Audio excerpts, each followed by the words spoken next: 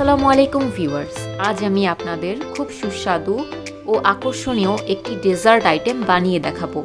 এটি হচ্ছে ডাবের পুডিং। এর জন্য আমাদের লাগবে একটা ডাব। প্রথমে আমি ডাবের পানি বের করে নিব। ডাবের পুডিং বানাতে আপনারা চেষ্টা করবেন যেন শাঁসওয়ালা ডাব থাকে, কারণ ডাবের শাঁস দিয়ে আমি পরবর্তীতে ডিজাইন তৈরি করতে পারবো। আপনারা চাইলে কচি ডাবও ব্যবহার করতে পারেন। এরপরে আমি একটি ছাঁকনিতে পানিটা ছেঁকে নিচ্ছি। আমি এখানে 2.5 কাপ পানি আলাদা করে নিব।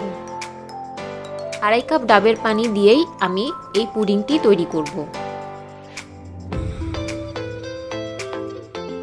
এখন আমি একটি কোকোনাট কাটার দিয়ে শাঁসগুলো তুলে নিচ্ছি।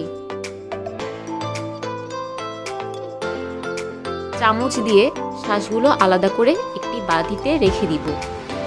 এরপরে আমি ডাবটি 1 চামচ চিনি দিয়ে ডাবের পানিটা সিদ্ধ করব। ডাবটা মিষ্টি বলে আমি 1 চামচ চিনি ব্যবহার করেছি।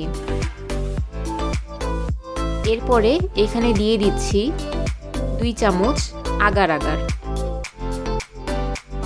এই আগার আগার দিয়েই আমরা ডাবের পুডিংটা তৈরি করব। আগার আগার দেওয়ার কারণে ডাবের এই পানিটা পুডিংয়ের মতো হয়ে যাবে। এরকম জাল চলে আসলে আমি চুলা বন্ধ করে দিব। এরপরে আমি একটি পাত্রে পানি ঢেলে নিচ্ছি। এরপরে আমি ডাবের শাঁসগুলো ডাবের পানিতে দিয়ে দিচ্ছি। এভাবে ছড়িয়ে ছিটিয়ে দেওয়ার পর আমি ঢাকনা দিয়ে ঢেকে দিব। 2 থেকে 3 ঘন্টা ফ্রিজে রাখার পর আপনারা এই ডাবের পুডিংটি বের করতে পারেন।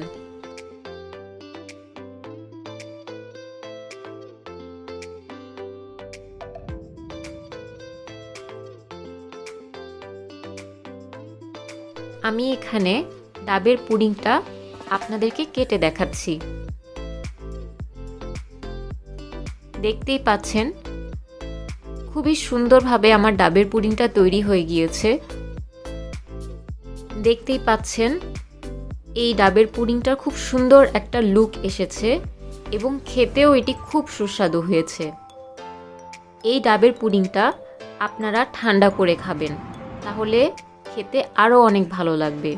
খুবই রিফ্রেশিং ও আকর্ষণীয় এই ডাবের পুডিংটি আপনারা অবশ্যই বাসায় বানিয়ে দেখবেন ও আমাকে কমেন্টে জানাবেন। আমার চ্যানেলটি সাবস্ক্রাইব করবেন আর ভালো থাকবেন। আল্লাহ হাফেজ।